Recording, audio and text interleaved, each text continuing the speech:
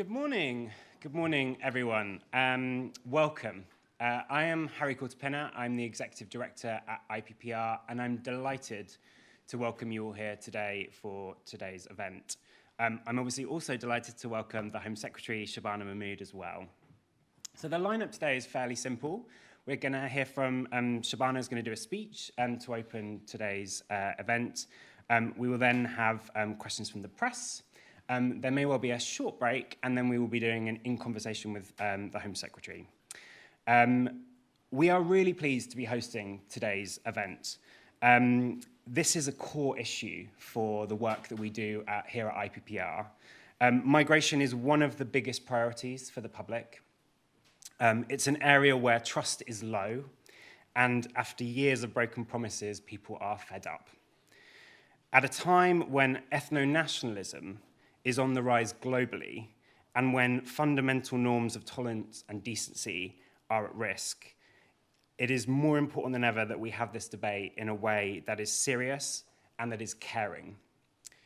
After all, migration is ultimately about people.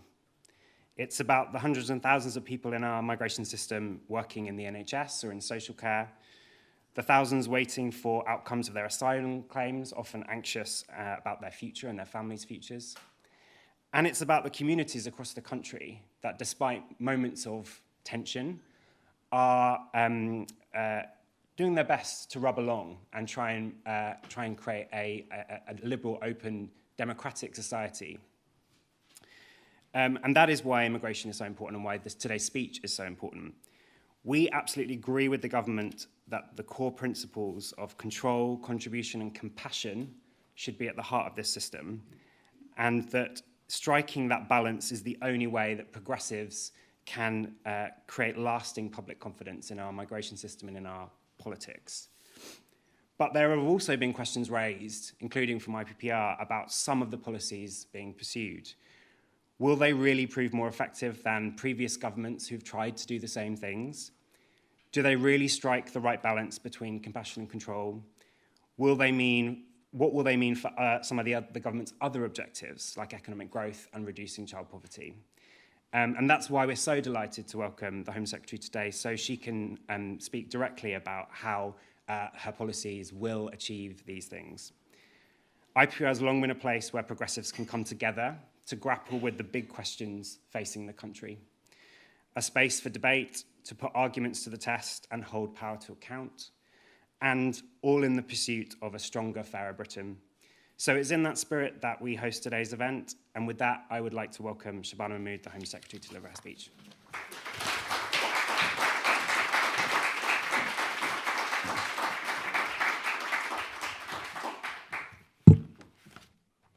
Thank you very much, Harry, for that kind introduction. It is a pleasure to be here and to be hosted by the IPPR, Britain's leading progressive think tank. A fitting host to set out not just what this government is doing on asylum and migration, but why. There is no denying that we meet at a difficult time for my party. It is a time when who we are and what we stand for is contested, sometimes bitterly. And nowhere is that contest more keenly felt than in the politics of migration. I have, of late, been offered wise counsel on this topic from certain quarters. I have been told that we must quite simply be more Labour. Well, you know what? I happen to agree. We should be more Labour. Of course we should be more Labour. The real question is, what does more Labour mean? Because in my view, more Labour doesn't mean more Green, just like more Labour doesn't mean more reform. More Labour means reconnecting with who we are, who we represent, and what we believe. That begins by understanding that the Labour Party has always been a broad church. Over 100 years ago, the party drew together two disparate groups. On the one hand, a new industrial working class who joined hands and unionised, knowing that they could achieve more together than alone. And then, on the other, a new group of progressive reformers, intellectuals who were radical and ambitious for change, who turned away from the old establishment Liberals to embrace the new independent Labour Party. In time, another element was added to the mix, which is where my story comes in. People like my parents who came to this country in search of a better life. They found work here, laid down roots, and in the Labour Party, they were welcomed into a new political home. So it was that people like my dad became Labour. In between engineering jobs and buying the supplies to restock my parents' corner shop, he joined the local party, making his way to what I'm reliably informed is the pinnacle of political life in this country, the chair of the Birmingham Labour Party. Those traditions are different, but they are united by a shared set of values. First and foremost, fairness, and a recognition that in this country, the dice are loaded against working class communities. Alongside that, a belief, not just in greater equality in general, but that contribution specifically must be rewarded, and that rights flow from our responsibilities to one another. We are also united by an enduring decency and tolerance towards others, informed by a quintessentially British desire to live and let live. We are, and have always been, internationalist in outlook, alongside a quiet but profound patriotism. As I have said before, it is a patriotism that best defined by George Orwell, a love of this country for what it is, always has been, and always will be, but also for its capacity to change. As Orwell wrote in The Lion and the Unicorn, what can the England of 1940 have in common with the England of 1840? But what have you in common with the child of 5 whose photograph your mother keeps on the mantelpiece? Nothing, except that you happen to be the same person. Ours is a patriotism that unites timeless tradition with an acceptance, a welcoming of change. As a Labour Home Secretary, it is my job to ask, with those values in mind, what should our migration system look like? Well, it would surely start with levels of migration that are first and foremost fair. Fair to those living in this country today, particularly the working class communities whose plight has always energised this party above all others. Fair also to those seeking a new and better future in this country, with skills to bring and a contribution to make. And what of our asylum system? It would surely mean delivering the noble intentions of the drafters of the original 1951 Refugee Convention, providing safety to genuine refugees, shelter from the storm until they are able to return safely home. That, as the Convention clearly states, the right to protection must come alongside a responsibility to live by the laws and values of this land. And finally, that our asylum system is not abused by unscrupulous people smugglers who profit from false promises and trade in human misery. Take all that together, and you find that Labour values applied to our migration sit at neither extreme. They are no invitation to the fairy tale of open borders, as Zach Polanski's revolutionary Green Party demands, and neither are they the nightmare of Nigel Farage, pulling up the drawbridge and shutting out the world, narrowing our proud patriotism into a crude ethno-nationalism. Between those two extremes, there is ample space for a migration system that is fair, but where it needs to be, firm. There can be both compassion and control in a system that rewards contribution and those who play by the rules.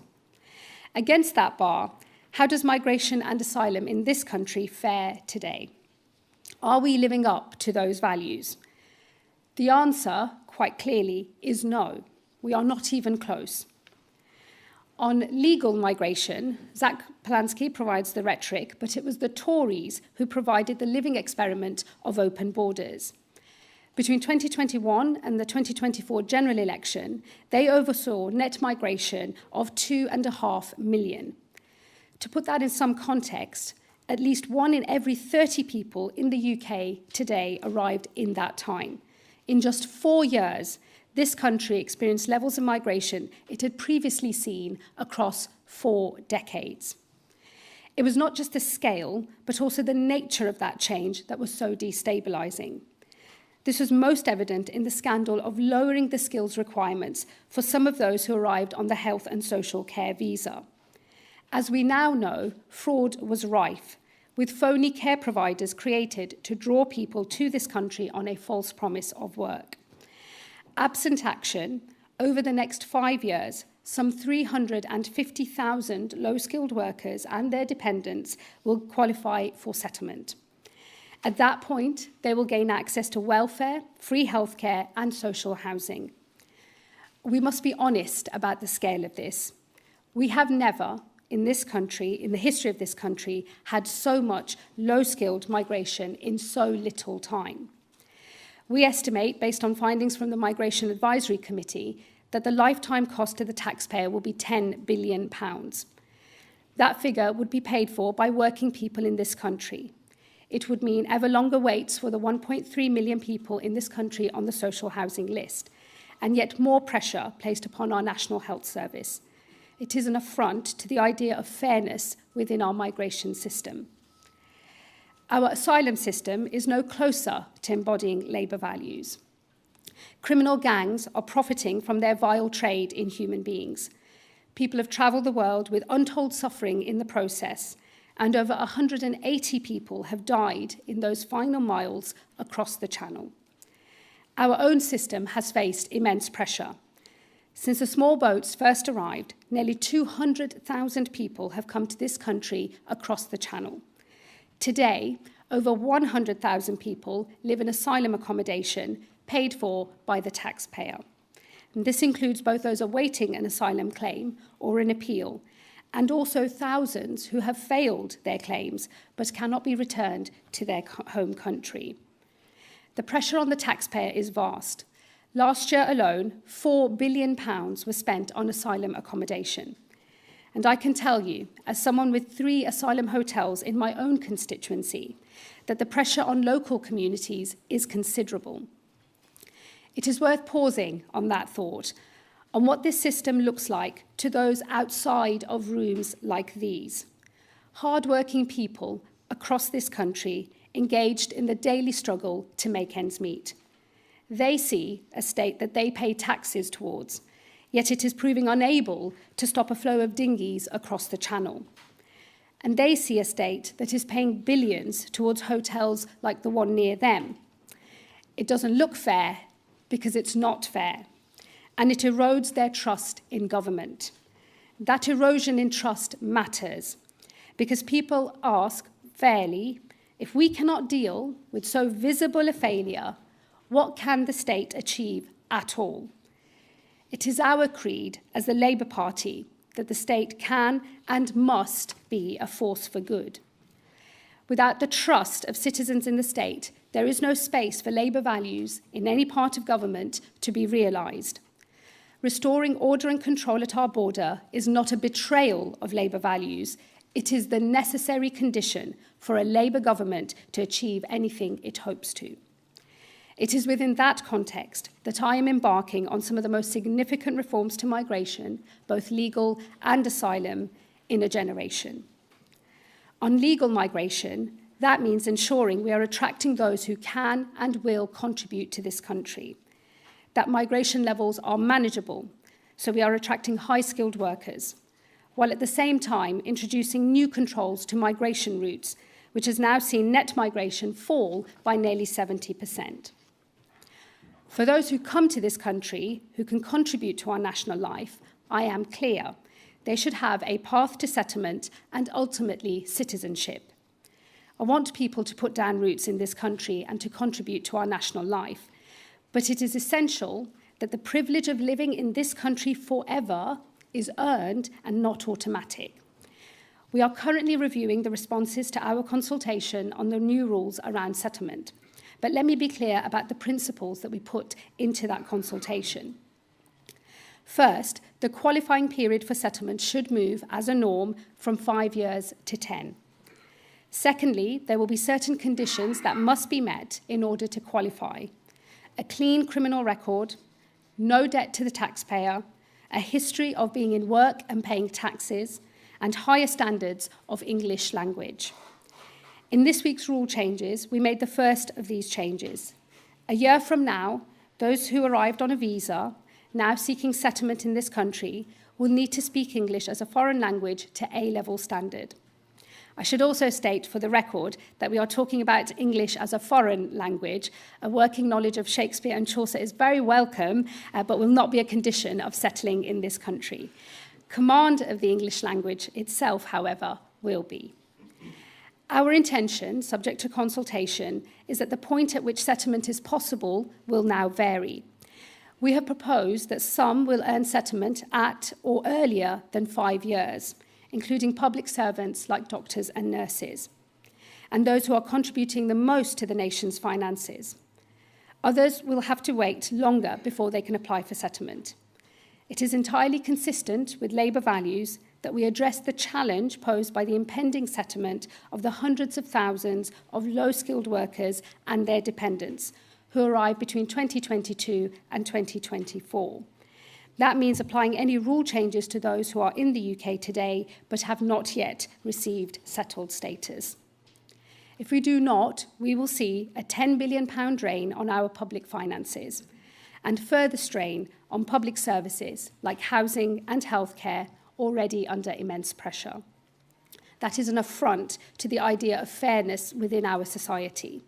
It is an affront to every family currently waiting for social housing, to those who have already spent too long on an NHS waiting list, and to British taxpayers who will inevitably foot the bill. We must restore fairness to our migration system.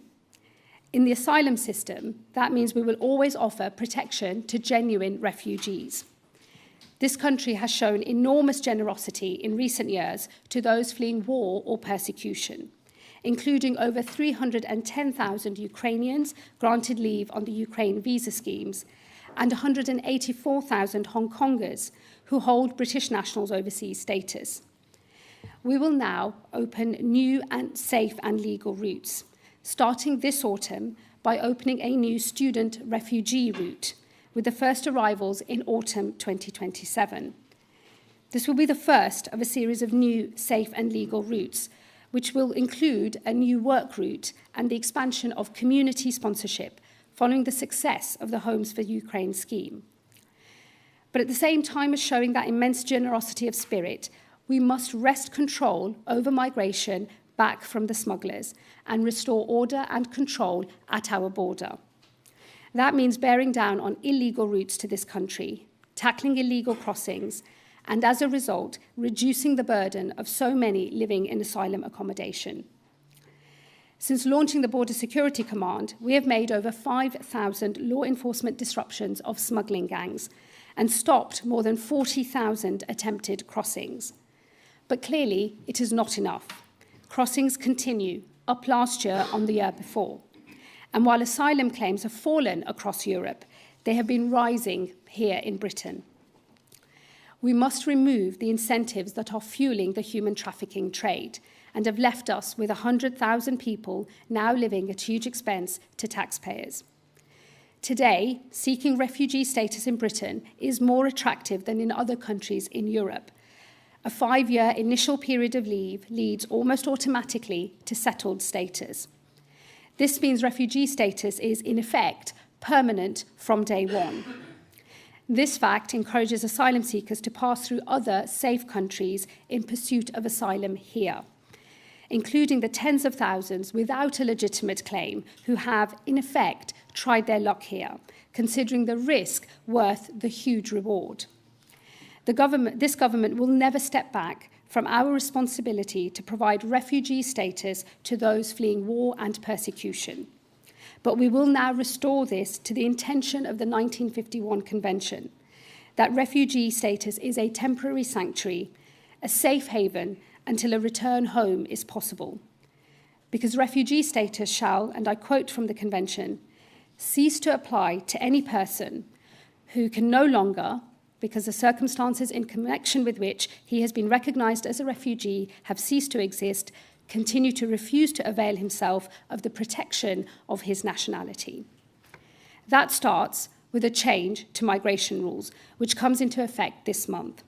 This will see a reduction in initial leave to remain for refugees from 5 years to 2.5 years. At that point, a refugee's need for protection will be reviewed. If they still require it, their status will be renewed. If they do not, and their home country is safe, they will return home. This brings us into line with countries like Denmark, where I visited last week. There, a social democrat government has introduced reforms that have ended their asylum crisis and saved social democracy in that country from resurgent extremes of the hard right and the hard left. We should be proud of the protection we provide to those fleeing danger, but we must also enforce our rules. And those who come here must live by our laws. This government will today introduce new secondary legislation, which will remove the duty to provide asylum support, replacing it with a power to do so. Those who require it and play by the rules will rightly continue to receive asylum support, but those who do not will have their support removed. The generosity of the British people will become conditional on those seeking asylum following the law, living by our rules, and not working illegally. Taxpayer-funded accommodation will be reserved for those who have no right to work and will otherwise be destitute. Just as for any British citizen, rights must come with responsibilities, and British taxpayers cannot be expected to fund the lives of those who refuse to meet them. Once we have determined that somebody does have a right to be in this country legally, it is essential that they leave. There is nothing fair about not enforcing our rules, particularly as we know that many will melt into illegal work, undercutting legal workers. Since taking office, we have removed nearly 60,000 people with no right to live here. That's up almost a third under this government. But we must go further. I've already announced that we will tighten our application of domestic law to ensure that legitimate removals cannot be thwarted by the abuse of human rights and modern slavery legislation. I have also announced that we will reform our appeals system with a new body that echoes, once again, the reforms introduced in Denmark, where appeals are heard fairly and swiftly. One of the great successes of the Danish model has been the use of incentives, which sees 95% of removals take place voluntarily. This government will now pilot a similar model for families who are failed asylum seekers, a small number of whom will now be offered an increased incentive payment of £10,000 per person and up to a maximum of £40,000 per family. To put that in important context, today, a family of 3 in asylum hotel accommodation costs up to £158,000 per year. Should these incentives prove effective, they will represent a significant saving to the taxpayer. Where a voluntary removal is refused, we will escalate to an enforced removal for those who can be returned to their safe home country. We are now consulting on precisely how the removal of families with children must take place in a way that is humane and effective. For too long, families who have failed their claims have known that we are not enforcing our rules, which created a perverse incentive to make a channel crossing with children in a small boat.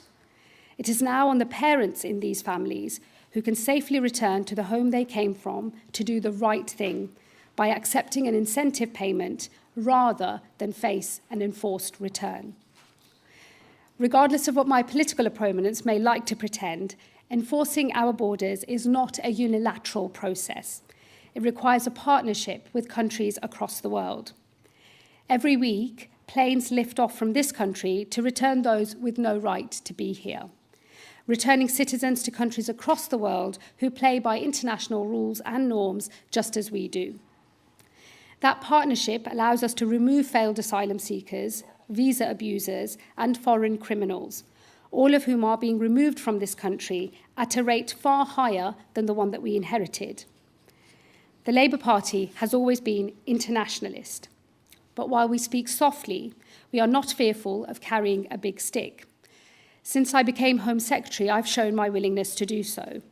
I threatened visa sanctions on 3 countries who are refusing to take their citizens back, all of whom, I'm happy to say, are now playing by the international rules. Today, I can announce that I'm suspending certain visa routes for a further 4 countries: Afghanistan, Cameroon, Myanmar, and Sudan, where abuse has been unacceptably high. I will also impose visit visas on Nicaragua and St. Lucia, as their visa-free entry has created a backdoor into this country. I introduce all of these measures in an attempt to bring our systems of legal migration and asylum into line with this party's values, upholding our international responsibilities while securing our own borders, fair but firm, compassionate but controlled, rights earned through responsibilities fulfilled, integration expected and encouraged, and contribution to our national life a necessity, not an option. We can and we must restore order and control at our borders. There is nothing inconsistent with Labour values in doing so. But for those who continue to doubt that, I invite them to consider the consequences if we do not. I know the people of this country are by nature open, tolerant, and generous. But I also know that there are conditions to that. When people see small boat arrivals at their current scale, or they experience the pace and scale of migration today, they feel, with justification, that things are out of control. That loss of control breeds fear, and when fearful, people turn inwards. Their vision of this country narrows, and their patriotism turns into something smaller, something darker. An ethno-nationalism emerges. The idea of a Greater Britain gives way to the lure of a littler England, and other voices to the far right, take hold. If the left does not secure our borders, the hard right will be given the chance to try, and they will not be restrained by values like ours. Instead, they will pull up the drawbridge. Those who have been here for decades, legally, with settled status, will suddenly hear a knock on their door one night, bundled into the back of a van, separated from children and grandchildren, and deported from this country that they have made their home. With deportations on the scale that reform now promise, there is no way of achieving them without sending people back to a country that is not safe, and where on return they could be killed. Make no mistake, by restoring order to our borders, we are fighting for the very existence of a humane asylum and migration system in this country. Some say, in response, that we should turn to the path proposed by the Greens, that we should create a world without borders, that nation-states are social constructs, and that patriotism is a dirty word. To some, these might seem like harmless student politics, but the danger and the possible damage is real. A party leader who seeks the highest office in the land should not be on the beaches of France helping migrants onto small boats, encouraging them to make a perilous crossing. And what he did personally, his policies would do many times over, creating further incentives to come to this country illegally and increasing the already vast burden placed on taxpayers in this country. Farage calls for border control without fulfilling our humanitarian and international duties. Polanski calls for the most expensive and expansive migration policies anywhere in the world, without any attempt to control the border. Nightmare on the one hand, fairy tale on the other. That leads me back to where I began, with those words of advice I have received. More Labour. Because more Labour doesn't mean open borders, and more Labour doesn't mean closed borders either. More Labour means a migration system that welcomes those who come here and contribute to our national life. But it means an end to uncontrolled migration that places immense pressure on strained public finances, when it is working people in this country who pick up the bill. More Labour means offering safety and sanctuary to those fleeing war and persecution. But it also means not creating incentives that fuel international people smuggling. It means enforcing our rules and removing those with no right to be here. More Labour means showing that the nation-state can function, starting with my duty to restore order at the border. More Labour means ensuring that we succeed in that effort, not only because doing so is consistent with our values, but because if we fail to and retreat to the comfort of fairy tales, a nightmare will follow, as those who follow us will have none of our restraint. More Labour means taking the decisions now that will ensure there always remains an asylum system in this country. And in doing so, it means guaranteeing that it will always be true that those like my parents who sought a new and better life here, worked hard, played by the rules, and contributed to our national life can find in this country a home. And that just decades later, children of theirs may unthinkingly call themselves English or a Brit or even a Brummie, just like me. Thank you very much.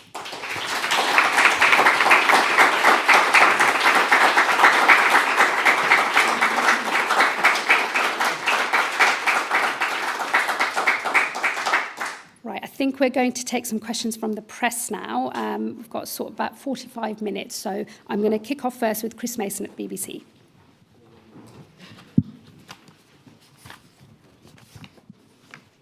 Thank you, Home Secretary. Chris Mason, BBC News. Given the number of times the government has made promises only to retreat, can you convince our audience that you can convince your own colleagues that this is a goer? And if I may, can you address those who look at the government's response to war in the Middle East and see indecision, prevarication, and a lack of preparedness? Thank you. Thanks very much, Chris. Look, firstly, I've set out these reforms. I made these announcements back in November. We've been cracking on with implementing the reforms that I have announced. Of course, I engage with my colleagues all the time. I've had lots of conversations with people. I think that the whole package of the reforms, both on asylum and on legal migration, have a majority of support from my colleagues. Obviously, as we continue to roll out changes, we will have more rule changes, legislation later this year. I'll take you to those moments as they come, but I am very clear in the argument that I am making that these are reforms that are consistent with Labour values, and if we don't resolve these problems, others with none of our values will be given the chance to do so instead. And I think that is a choice my colleagues are also very well aware of, so I'm confident that we can press ahead, and we will be doing so. And then secondly, just on Iran, let me just say, look, I've been involved in some of these conversations as part of the National Security Council and the wider cabinet. It is this government's responsibility that the Prime Minister is leading, that we take incredibly seriously, to always put our national interest first. That has applied to every decision that we've made in respect of this matter, and particularly in relation to the defensive action that we are taking part in, because we wish to protect British lives, our citizens out there in that region. So whatever we have done and every decision we have made has been based on an assessment of the British national interest, which I'm sure your viewers and everyone else can agree must always come first. Beth Rigby from Sky. You say Zach Lansky is living in a fairy tale, but it's clear that many progressive voters, and maybe some in your own party, prefer the story he is telling than yours. The Greens won the Bolton and Denton by-election. Over 100 of your own MPs are writing to you, urging you to row back on these reforms. Are you not simply going to split Labour and get blocked by your own MPs anyway? And just secondly, on President Trump, he says the special relationship's in ruins, that Keir Starmer is no Churchill. He's also criticised you on immigration, saying the UK is, quote, letting in people from foreign lands that hate us, and that Sadiq Khan, who he previously accused of bringing Sharia law to London, is doing a, quote, terrible job. Does this sort of criticism anger you? Thank you. Thanks very much, Beth. Look, as I've just been setting out in my speech, there are, of course, alternatives to how we are progressing with resolving issues in the asylum system and with migration, both on the left and the right of British politics. But those they have the wrong answers, and it's our job as a Labour Party to make the case for Labour values that are able to build a broad enough coalition across the whole of the country that can unite the country. What's being offered by the Greens and others are at the extremes of politics, not interested in building a broad coalition of voters, but actually... No. What I'm saying is it's about polarisation, and what I'm saying is we're setting out a set of reforms that I believe that already the polling has shown have a plurality of support from voters across the country. When we released our asylum reforms in November, the polling showed that not only were they popular across different parts of the country, but even with a plurality of Green Party voters, those asylum reforms were popular. So I think there is a desire across the country of every type of voter in every part of the country to see a sensible migration and asylum policy being pursued. People agree, I think a majority of people in this country agree, that the system is out of control, and the Labour Party is putting forward our way of resolving these issues. Of course, there will be other offers available. There's a long time to go between now and the next general election. I'm sure that these issues will be much contested before we get to that general election, but I'm very clear the Labour Party, being the broad church that we are, being a coalition of interests that we are the best place to build a coalition of voters across this country, just as we did in the 2024 general election as well. And then let me just say, look, on what's happening in Iran and President Trump and his comments. Firstly, of course, as I've just said, we will always prioritise the British national interest and always act in line with that. The President will say some things that we agree with and others that we disagree with. We are getting our immigration system under control. That is my job. That's what I've been setting out today, and we will pursue that. Others can comment as they wish, but what I am motivated by is resolving problems for citizens in our country. And let me just say on Sadiq, I think he's doing an excellent job as Mayor of London, and there is a lot of misinformation that is often put out about what's happening in London, whether that's on crime rates or whether that's on things like Sharia law, for example, which are just misinformation. That's plain wrong. And I think that Sadiq is doing a good job. And the proof of that is the fact that, he's won a mandate from the people of London on 3 separate occasions. Let me take Harry Horton now from ITV. Thank you, Secretary. Harry Horton, ITV News. Some of the policies you've announced today are quite a stark change from what was in Labour's manifesto about smashing the gangs. What do you say to people, many in your own party, who look at policies like deporting families with children, removing refugees after 2.5 years, and they say that the hard right, as you put it, has already won, it's captured you, and it's setting the agenda for this Labour government? The only thing that's setting the agenda for this Labour government is Labour politicians like me coming up with Labour answers to problems that our country faces. And this is very much a Labour agenda, and I am a Labour Home Secretary. We promised to control our border in our manifesto.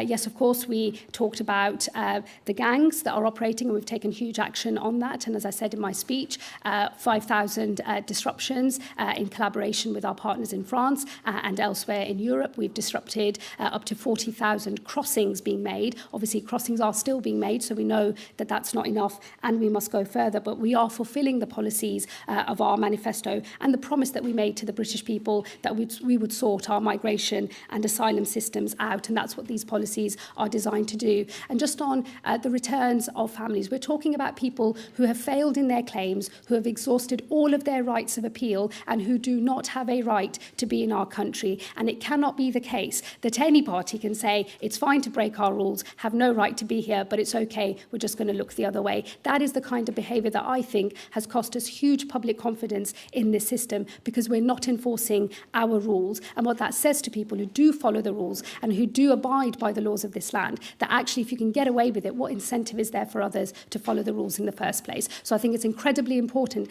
If you're going to have rules, you've got to enforce them. Otherwise, it rather begs the question of why you bother in the first place. Catherine Forster now from GB News. Thank you, Catherine Forster, GB News.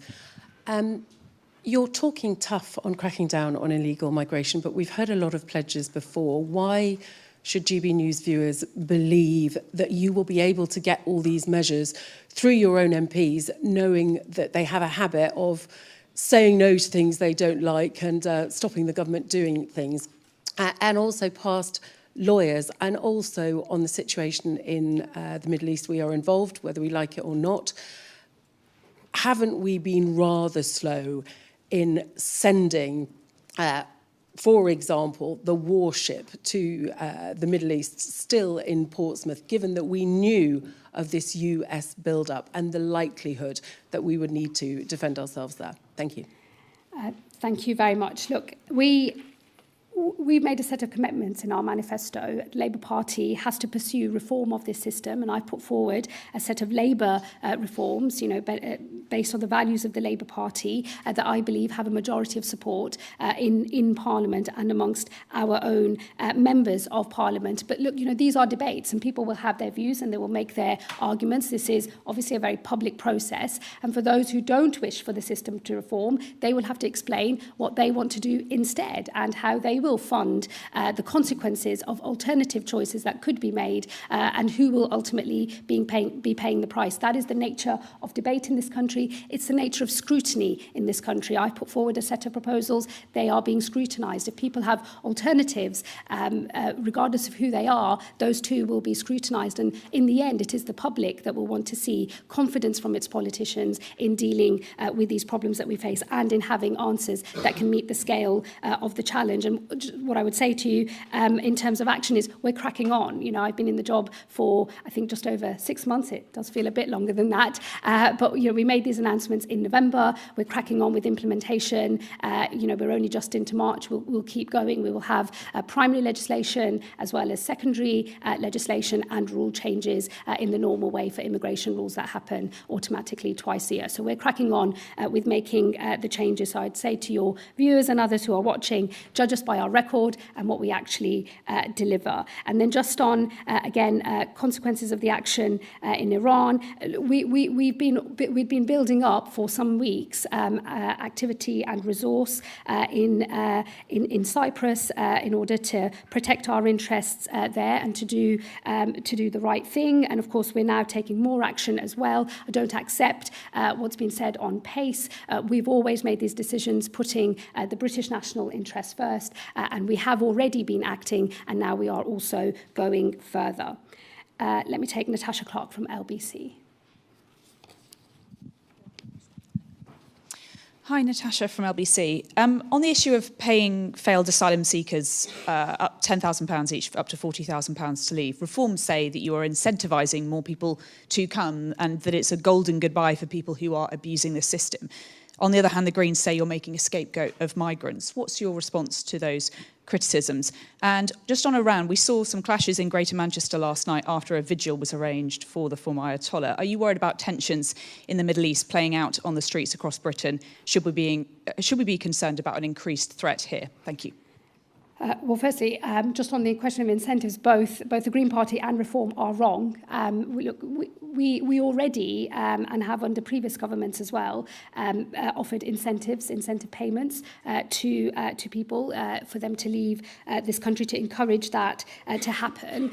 What we've seen in Denmark is a much more generous offer, a much higher incentive in order to encourage people to leave, which has been working over there, and that's why we've decided to run this pilot to trial a period where we offer, as you say, £10,000 for one per person, up to a maximum of £40,000 for families. And again, important to remember, and these are questions for others to answer as well, whether that's Reform or the Greens, these are people who have failed in all of their asylum claims in this country, whether they are individuals or in families, people who failed their claims, people who've had multiple appeals and have exhausted all of their appeal rights and therefore have no right to be in this country. And again, I think people would expect us to be doing everything we can to encourage those people to leave. That is the thinking behind both the pilot on incentivisation and also the consultation consultation on how we effect the removal of families, including, of course, children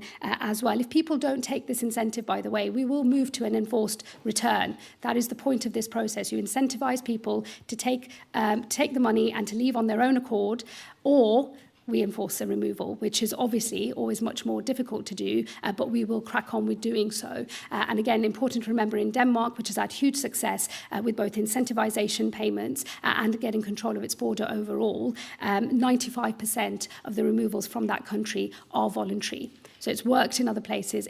I believe it can work here, and that's why we're doing this pilot. I've got Anna from Times Radio next.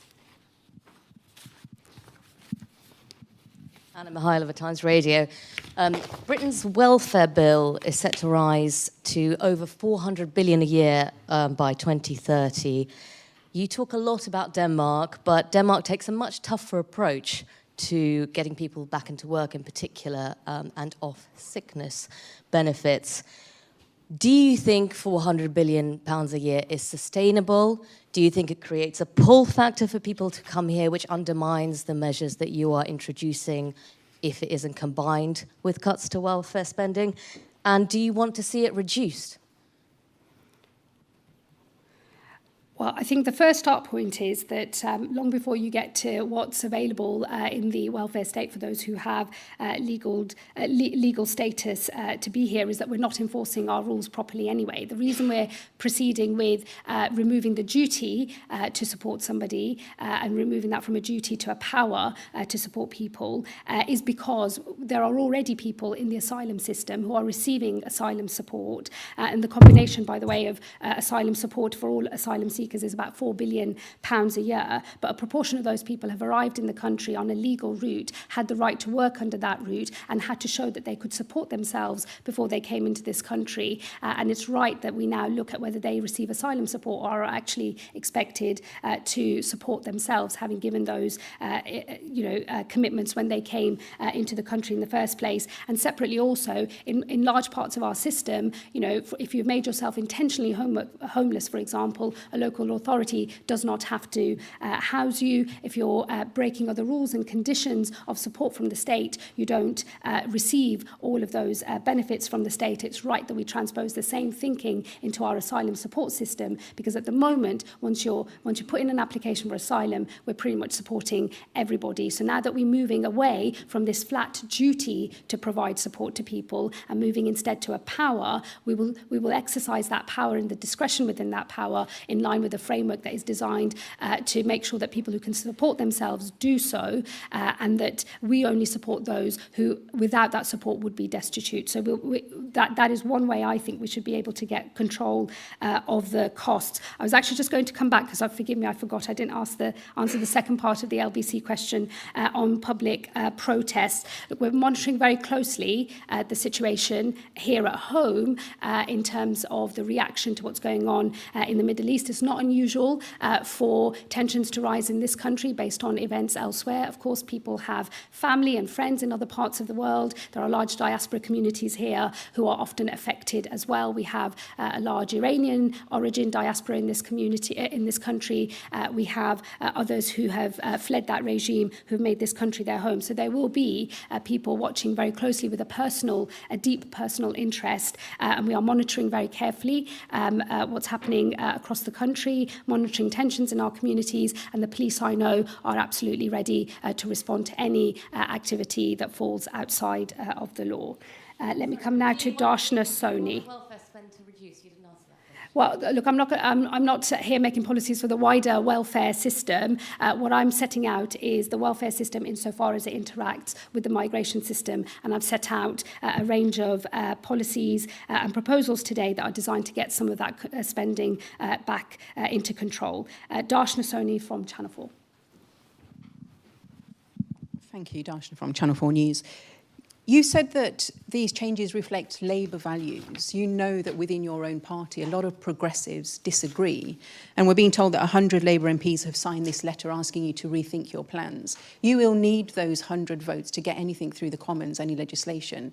In the past, when your backbenchers have rebelled, Keir Starmer has done a U-turn. Are you confident if he comes under pressure, that he will stick to these plans and that he won't force you to water them down. And secondly, we've had a lot of announcements from you. You're saying that all of these measures together will deter people from coming here. Can you tell us how you will measure success? So can you say to the British people, by the next election, how many people should we expect to see coming to this country on a small boat every month? What will the numbers be if your measures work? Thank you. Look, so, I mean, as I've been setting out today, the Labour Party has always been a coalition itself of different traditions and different interests. So we're a coalition ourselves, and we're in the business of building a coalition of voters and support out there in the country. So, of course, it's always going to be contested, you know, what is the right balance in order to hold the coalition that we have in the party, but most importantly, build a coalition of support out there in the country. And obviously, it's my job to make sure that we can make that case and that we can win that case. What I would say on the colleagues that have said that they have some concerns, there's a whole range of those issues, some of which I think not everybody is signed up to. I will, of course, be engaging with all of my colleagues, not just those who've signed a letter, but the many more who have already said that they support these proposals as well. And of course, we want to get our business through Parliament. I'm confident that despite some people not necessarily agreeing, and there might be a small number that will never agree, and I think this is politics, that's fine too, but I'm very clear that we have a majority of support in the Parliamentary Labour Party in order to get these reforms passed. And what I would say to colleagues and people, as I've said in an earlier answer, we have to make a case to the country. And the country, clearly, a plurality of voters want to see reform of our migration and our asylum systems. We have to come up with the right reforms. We have to meet the scale of the challenge that the country wants us to sort out. And in the end, it's the views of our country that matters. And as I say, previous polling on these reforms has shown a plurality of voters of all different parties support the case for reform and support many of the reforms that we have introduced. So I'm confident we can crack on and that we will be able to deliver these plans. And then let me just say on what does success look like? I mean, in the end, we've got to go to the electorate at the next general election with a system that's under control. Of course, we have to deal with the problem of boats. I haven't set an artificial target because we see what unrealistic targets have done to public confidence in migration. Old enough to remember the David Cameron tens of thousands pledge from the 2010s. There is no point killing public confidence further by setting targets that might not be met. What I would rather do is carry on with delivering these reforms and then be able to show through that delivery that we are delivering a controlled and ordered system. We are reducing illegal migration into this country because we've changed the incentives, we've dealt with some of those pull factors, and people are making that choice not to get in the boat. And important also to remember that because we believe in offering refuge to those who need it, we are going to create safe and legal routes for people into this country. 3 models for that: a route for refugee workers, a route for refugee students, and a route for those who can come via community sponsorship, learning the lessons from the Ukraine scheme. I believe this country is generous and wants to do the right thing by people who are suffering around the world. In order to be able to have generous, safe and legal routes into this country, we do need to crack down on illegal entry into this country. That's why the totality of these reforms, not only I believe have parliamentary support, but support out there in the country as well. I've got Lucy Gape next from the News Movement.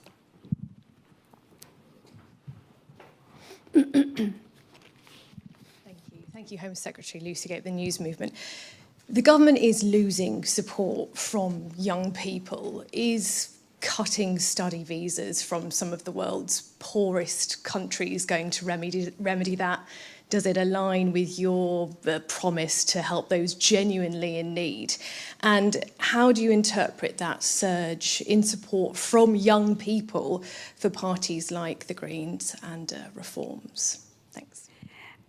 Look, again, important to remember what we're cutting down. These are people who apply to come to study in this country and then who become asylum seekers at the end of their study period. And the rates of conversion of study visas into asylum claims is very high from these particular countries. I think if you look at Afghanistan, in the last 5 years, something like 3,500 people claimed asylum having come here as a student. And we, in that same 5-year period, we put out 3,700 student visas. So you can see the rate of conversion from coming here as a student on this route into the asylum system is very, very high. So the reason that we are tackling this is because of that abuse. We want, in the end, to be able to bring refugee students into this country. But I think it's important, if somebody has come to study, they come to study, and once their study period is finished, they leave. The study route into this country is not the same as an asylum route into this country. And I think that when you have abuse of legal routes into this country that then convert into asylum claims, you're essentially running a legal migration system that is essentially an asylum system. And I do think that it's important that we follow the rules properly and we have separation between those two things. Of course, though, in some parts of the world, we will want to, once we create safe and legal routes into this country, want to provide refuge, particularly for students as well. It's why in this autumn, so later this year, we will set up the new refugee student route, so a safe and legal route for refugee students to come. The important thing there is they will have already been accepted as a refugee, so there's none of this, studying for 3 years and then claiming asylum, in country. You'll come as a refugee, you'll be a student here, and then you'll be able to make your life here. So those proposals will be announced later this year. The route will open in autumn, ready to take applications a year later, so in autumn 2027. So if people are coming as refugees, it's important that they do come as refugees, not as something else first before converting their claim into an asylum claim. I've got Rustam Wahab from UK Fact Check. Good afternoon, Home Secretary. This is Rustam Wahab from UK Fact Check Politics. I wanted to ask, why is your headline penalty aimed at the asylum seeker rather than the employer who profits from illegal labour? Isn't the real pull factor the availability of cheap, exploitative work? And doesn't this policy risk expanding the underground labour market? Well, look, we have to take action of both. I mean, the asylum reforms are not just not only about those who come who work illegally in this country, but the wider abuses within the asylum system. But we are, of course, also tackling employers as well who break the rules, and we've seen enforcement action go up under this country as well. So it is a two-pronged approach on the whole illegal working side. But the broader package, of course, is about the asylum system, because it is the incentives and the behaviour of asylum seekers that we are seeking to change in order to change the calculus of those who are seeking to get on a boat in the north of France. Because ultimately where we want to be as a government is actually we take people, refugees, into this country through safe and legal routes in the future, rather than incentivising the people smuggling chain and the gangs across northern France and wider Europe as well. I've got Camilla Tomini from the... Sorry, I just wanted to follow up. I'm running out of time. I'd like to move on to the next question, please. Home Secretary, good morning. You're targeting 4 countries, including Afghanistan, with the new visa bans. But in reality, Pakistan accounts for the biggest share of people who enter the UK on legal visas and later claim asylum, about a quarter of the total, or nearly 10,000 people last year. Migrants from Pakistan also topped the table for all asylum claims last year, but despite more than 70% of those claims being rejected, just 4% were returned. So why haven't you also applied a visa ban to Pakistan? Firstly, this is new action that I'm taking for the first time. It's not the end of the action that we will take. I won't give a running commentary on discussions we're having with other countries. If you look at those tables, there are a number of other countries where the numbers are very high. We will, of course, be speaking to our counterparts. We already are. And this is the beginning and not the end of the action that we will take in this area. I've got Martina Bett from The Sun.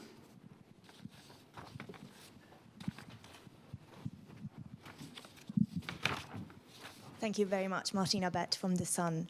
Britain paid around 170 million to France last year to help stop channel crossings, yet only about 35% of boats were prevented. How can you tell taxpayers that this deal represents value for money? And are you prepared to renew our contract with the French when it expires this month without demanding results? Thank you. Well, look, of course, any deal that we strike, and this is a deal that we inherited as a government, we are, of course, in discussions with our French counterparts. Any deal we have to justify that deal to the British public and justify why that is a good spend of our money. But I think it's important to note we've seen an increase in law enforcement activity through our collaboration with the authorities in France. We have seen 40,000 crossings diverted. We've seen 5,000 disruptions of gang activity that was designed to get people into boats. We know that the disruption activity works because the business model of the gangs changes as well. So partly because the disruption of small boats as they used to be was quite successful. The gangs have moved on to the so-called taxi boat model. So what you often see is that you have effect of your policies on one type of way that the gangs are using, and then they will obviously try to innovate and move on to another type of business model. And so it's important that we obviously try to keep pace with the changes in practice that we're seeing from the gangs and the type of kit and the equipment that they are using. You'll have seen we've worked in collaboration with a whole range of countries, both where the kit is made, where it is stored, and then ultimately how it comes to being used. So I think that activity is important. Without it, the number of crossings would be even higher. So of course we want to see maximum impact from the deal that we have with France. They also want as much impact as possible because, of course, before those individuals get on a boat in the north of France, they're often in camps in the north of France, causing additional issues in that region of the country. So it's in our collective interest to have a deal that has high impact, and that's what we're obviously aiming for the future as well. Next, I've got Brie Allegretti from The Times. Sorry, I can't.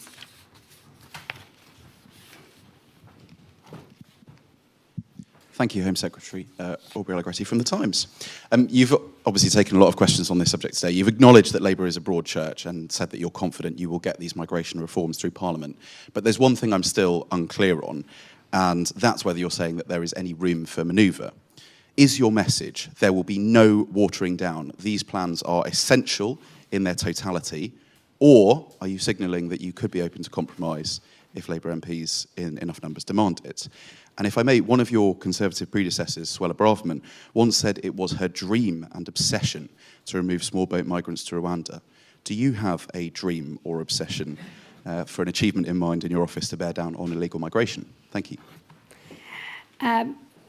Look, yes, you're right. The Labour Party is a broad church, and there are lots of conversations happening. I think there's a distinction between the reforms that we're already pressing ahead with. Today, obviously, I've set out that the changes from permanent refugee leave to temporary and the review after 2.5 years, that will come into effect towards the end of this month. But the date for when it will apply to applications is from this Monday onwards. That decision is already made. The decision to revoke the duty to provide asylum support to a power, that is also happening by means of a statutory instrument today. So we are pressing ahead. So it's less of a question of, as you say, some room for manoeuvre in some areas. We are very much pressing ahead. There is a consultation on earned settlement.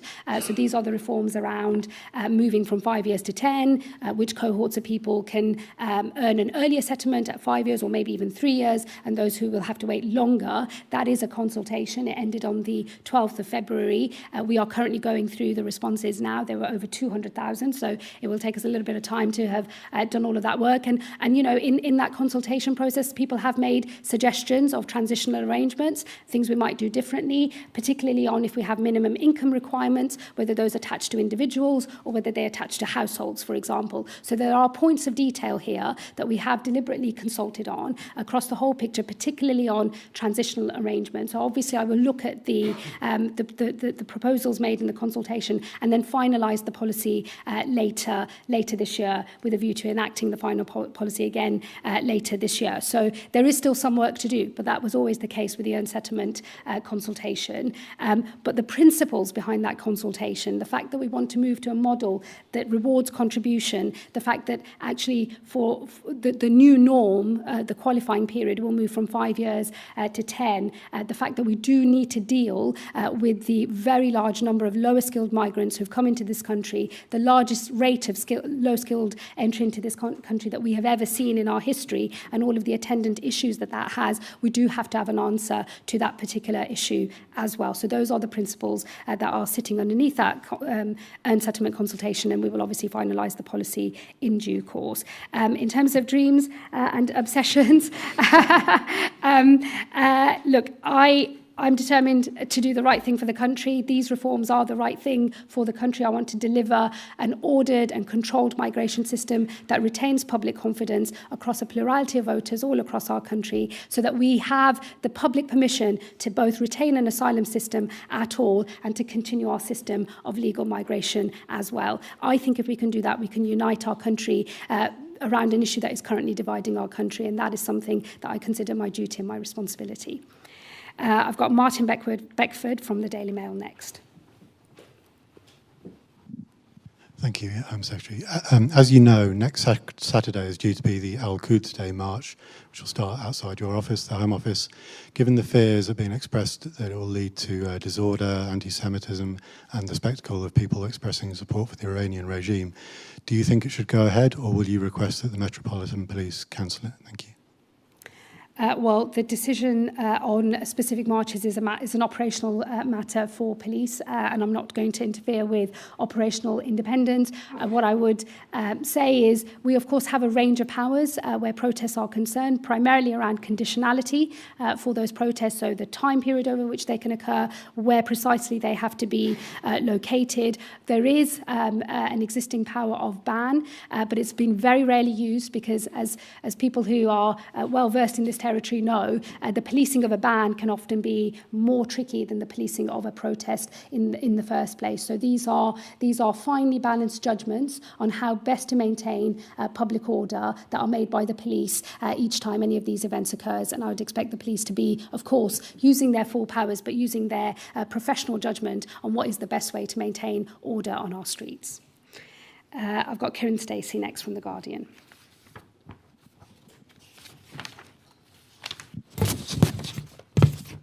Thank you. Kieran Stacey from The Guardian.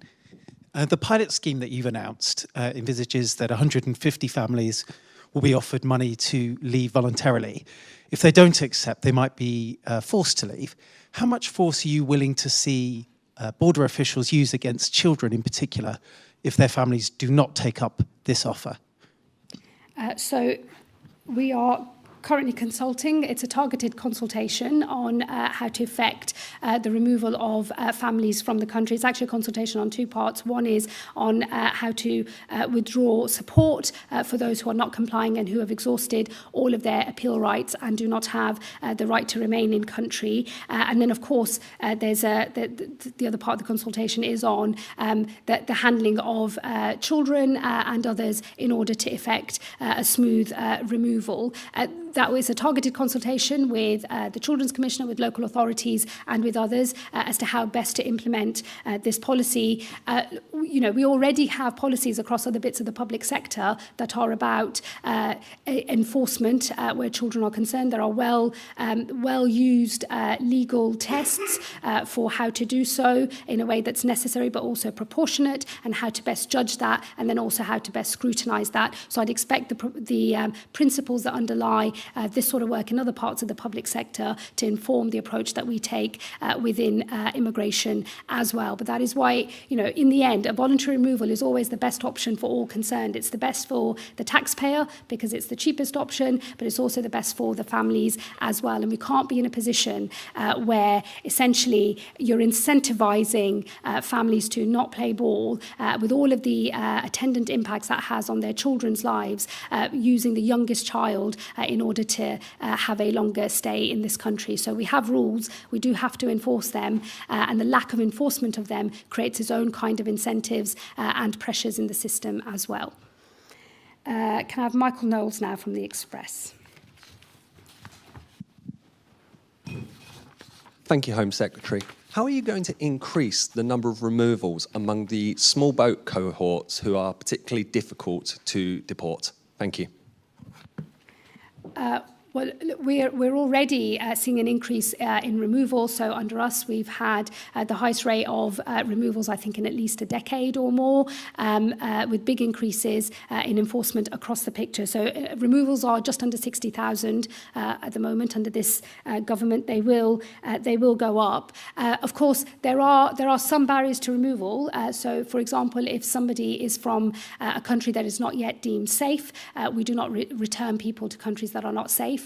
That is a difference between us and what is on offer from other political parties, but we're not going to be removing people to danger. But we will, of course, monitor country situations, and as soon as it becomes possible for us to remove people to their home countries, we will do so.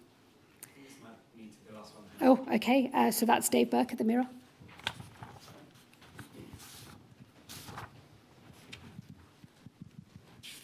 Thank you, Home Secretary. Home Secretary, I spoke to a family last week who are upset by the indefinite leave to remain proposals. They argue it's unfair to change the rules retrospectively. Their teenage daughter is now uncertain if she'll be able to continue studies in the UK because of eligibility for student finances. They say this is contrary to what they were promised when they arrived, and they made plans accordingly. What would you say to people like this who think the proposals are punching down on individuals because you don't like the previous government's rules? And what's your message to families in this situation? Well, look, as I said in my speech, we've never seen a scale of low-skilled migration into this country of the kind that we've seen in these last few years in our history. So we've had a pace and scale of migration into the country over the last 4 years that has outpaced what had happened in the previous 40 years. So that is the reason why the government can't simply ignore what has happened and to not try to effect change, because of all of the attendant pressures that will have on public services as well. As I said, the Migration Advisory Committee's report, we estimate, based on their findings, this is a cost of £10 billion to the Exchequer. So we have questions to answer for citizens on every side of this picture, and it's important that the government shows that it is able to rise to the scale of the challenge that has been posed by what has happened under the last Conservative government. What I would say I don't know the individual circumstances of that family, but I would say is that in the earned settlement proposal, we have set out a range of qualifying periods for how people can earn settlement in this country. Those who make the highest contributions will be able to earn an earlier period of settlement. Those who don't will have longer. Those who have use of benefits or have a criminal record will obviously be on much longer paths or not get settlement at all. So it is a range, and different people will fall in different parts of that range that is being suggested for the settlement proposals. They are obviously subject to consultation at the moment. We will finalise the detail and publish the full range of policy choices later this year. Okay, I think that was it. Okay, great, thank you. Thank you for your speech. Did you want to come over? Yes, no, I'm coming over. Excellent. The microphone there should be working. Thank you, first of all, for joining us here today. We're really delighted to be hosting you. So, first question from us here at IPPR. You've said clearly that change is needed to address the public concerns around divisions on migration, and you've also warned that reforms plans are too extreme and divisive. So I'd really like to understand from you how you distinguish between reforms that will restore public confidence and those that risk fueling division. How do you draw the line? Where's the line for you? Well, that's why I think we pursue reforms in line with our Labour values, as I've just been saying in the speech, based on fairness, based on compassion, but control as well, rules that are actually enforced, and a set of rules that reward contribution. I think that if you're able to show the country that we can do what I think most people believe is the right thing, which is support people who want to make their home in this country, who've come here lawfully, support those who are fleeing war and persecution elsewhere. People do want to try to do the right thing, but they also want to know that the system overall is well managed. And I think they've got plenty of evidence to prove it hasn't been well managed in recent years, and that is the task that we have in front of us. So I think the approach has to be in line with our values as a Labour Party, the sort of behaviour we want to encourage, the behaviour that we want to support, and then also the behaviour that will lead to enforcement of our rules and a denial of the right to be in our country as well. So I think it's the combination of that, which I do believe has a plurality of support across every type of voter group in this country. As we prepared for this event, we went out to quite a lot of the migration sector who are obviously on the front line of supporting people that are struggling in the asylum system. And we asked what they wanted to ask you. And as you can imagine, we got a wave of questions. So we're actually going to send all those questions to your office Oh, right, on the okay. back of it. Because we can't, I'm not going to No, it's fine, put that's them good. all to you right now, but we'd love if you respond. But there were three that we picked to ask you directly.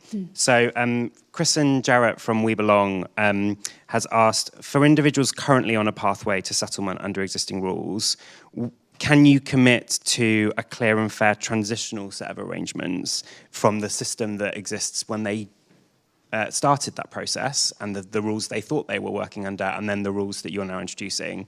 So it's the kind of retrospectivity question. Yeah, look, I think as I've said in questions and in my speech already, the part of what we're trying to deal with is a wave of low-skilled migration of a kind that we've never seen in this country before. That does pose its own challenges, and, you know, challenges that citizens here also raise with me. So, of course, if you're in this part of the sector, I fully understand these are the people you're dealing with every day. I deal with a constituency of very varied interests on this matter, high levels of diversity. It's over 70% non-white, and I have the opposite question often coming at me, which is, you know, why are we paying for more and more? So there is a balance to be struck here, and we do have duties to those who are already here and duties to those who are ultimately going to pick up the tab. So I guess the question really is, you know, who pays and who ultimately bears the burden? And we know that based on the Migration Advisory Committee's findings, this is a big lifetime cost that the taxpayers of this country are on the hook for. So there are big questions here. That's why we have consulted on the transitional arrangements.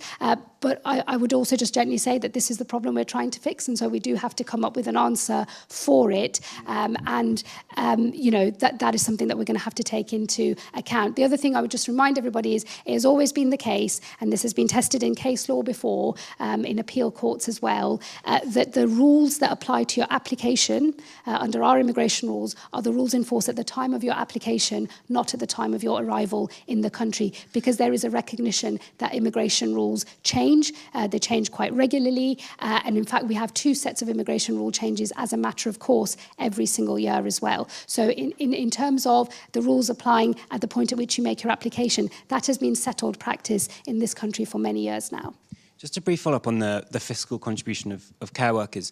I mean, do you think it's fair to just judge a care worker on their fiscal contribution? And is not the challenge there that we don't pay our care workers enough, not that they're not willing to make a contribution to this country? Well, there is a wider question about the care sector and levels of pay and conditions within that sector. Obviously, West Streeting and the Department for Health and Social Care have already made some changes there. I think the plans are by 2028 to have a fair pay deal and to start improving conditions in that sector. So I would hope that for all care workers, whether they are settled citizens, British citizens in this country, or people that come from abroad to work in that sector in the future, of course, we want higher standards for what is an important sector for our country. But, you know, for a system of economic migration, you really do need to look at, you know, economic impact. I think that is the right thing. Otherwise, it's not really a system of economic migration. And then for certain, you know, for certain types of jobs that we struggle to fill, of course, we do sometimes drop requirements, and we do give those people a different kind of deal. I think what's happened under the Tories is you just had this mass drop to below RQF level 6, and then the numbers that arrive, particularly dependents, you know, are in the multiple hundreds of thousands, which was never planned for. And that's the public challenge, public policy challenge that we have in front of us today. So there's a question from Mabeen Bhuta from the British Red Cross. What evidence does the government have that people will be able to integrate and work and contribute effectively at the same time as their refugee status has become more short-term and less secure? So this is the kind of revalidation process. What evidence are you drawing on to say that will allow you to meet the kind of aspirations that you set for the policies of contribution? Well, look, there's a principal basis here. I mean, we are deliberately making different choices for what happens to people when they arrive in this country based on the way that they have come.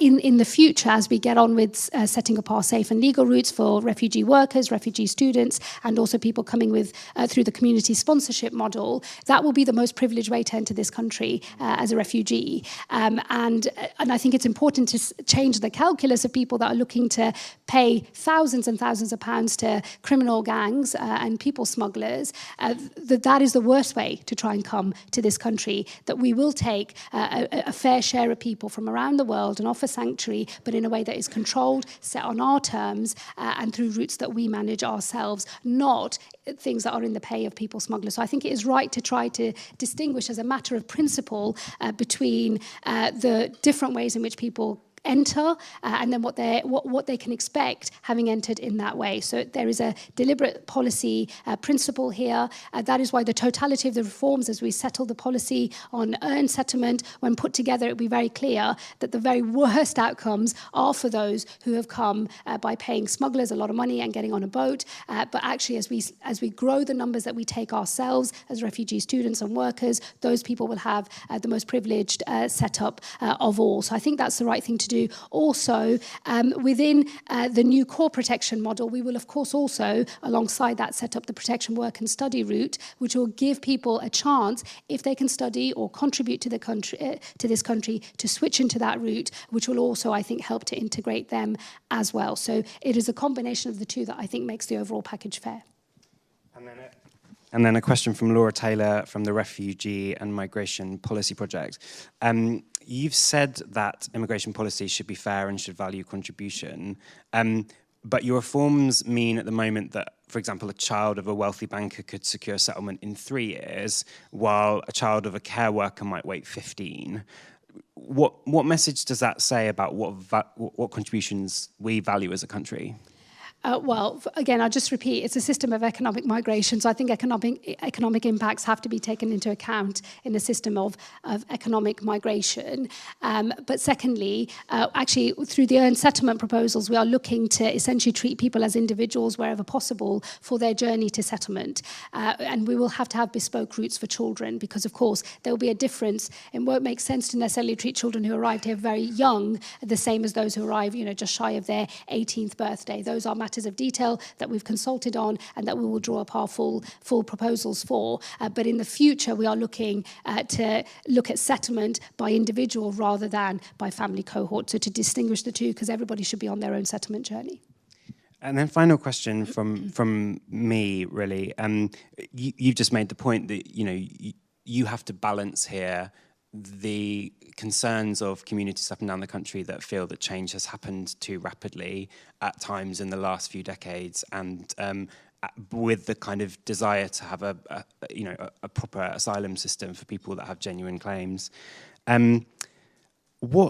Whatever the level of migration we have, what do you want the government to be doing? What are you doing, and what do you want to do further to ease the pressures on communities across the country that are still dealing with the legacy of austerity, that feel that their public services are under strain, that the kind of the social space, the kind of social infrastructure is crumbling? What do you think we need to do there to make sure that communities are resilient to whatever level of migration we end up settling at? So on the cohesion side, I see it slightly differently, which is I think we first have to deal with the fact that one of the biggest drivers of division in the country, something that's really straining at social cohesion in our country, is the boats and the wider migration system being uncontrolled, in chaos, not well managed. And I think that is really genuinely fueling division. I hear that from ethnic minority constituents as much as I hear it from white constituents as well. So there is deep concern in the country. I do think this issue has been tearing our country apart. And so that's why I do think it's important to come up with a set of proposals that are capable of both managing that system, but also, proving to the public that we can have a system of both asylum and legal migration into the country that they can have confidence in, that they can believe in, and that they can feel proud of, that we're doing the right thing, we're giving people a chance, but in a way that suits us as well. So it is a balance between people with competing interests. And I do think that for those who are already here, for our citizens, we do have to hear what they are saying as well. And one of the temptations in this debate is to talk about the wider economy and to sort of make an assumption that as long as the wider economy is doing well, then no one's going to worry worry about immigration or the pace of change in their societies. I just don't think that's true. I've been a frontline politician for 16 years now. I have a very diverse seat of my own. I've been to many other constituencies. I used to run the general election campaigns. I've travelled a lot. I've talked to a lot of people. And what I always hear is, you can't divert people to, here's a bigger concern that you have and we've sorted it. You need to forget about this one. They've cottoned on to a genuinely broken system. We can't say to them, you're making it up or you're misinformed or you're wrong. I see it for myself every day. This is a broken system. Somebody has to fix it. And in fixing it, we have to show how we're fixing it, the principles that drive the new system, and to build public confidence in it for the future. But I do think it's possible. Separate to that, of course, lots of public services are under pressure. As a government, obviously, we are trying to rebuild our public services, whether that's health, whether that's education, and others that I've been involved with, like the criminal justice system overall. We are pursuing big reform programs. We've funded more of these services as well. It does take time to turn around 14 years of Tory government, but we are cracking on with that. And that will be important, I think, to give confidence to communities. But I think that is slightly separate from the wider issue of support for an immigration system, because I think we're in a fight to prove we can have a working system of migration in this country that the public can have confidence in. Thank you so much, Home Secretary, for your time today, for joining us. I just want to explain the reason we haven't offered you water is not... Oh, because I'm fasting. It's not a hardball interviewing technique by us. Thank you for joining us today. And I want to just also thank our amazing team here at IPPR who've put on this event, particularly Holly and Vicky and Marley. So thank you to them. I hope everyone has a brilliant rest of the day and joins us again here at IPPR soon. Thanks very much, everyone. Thank you.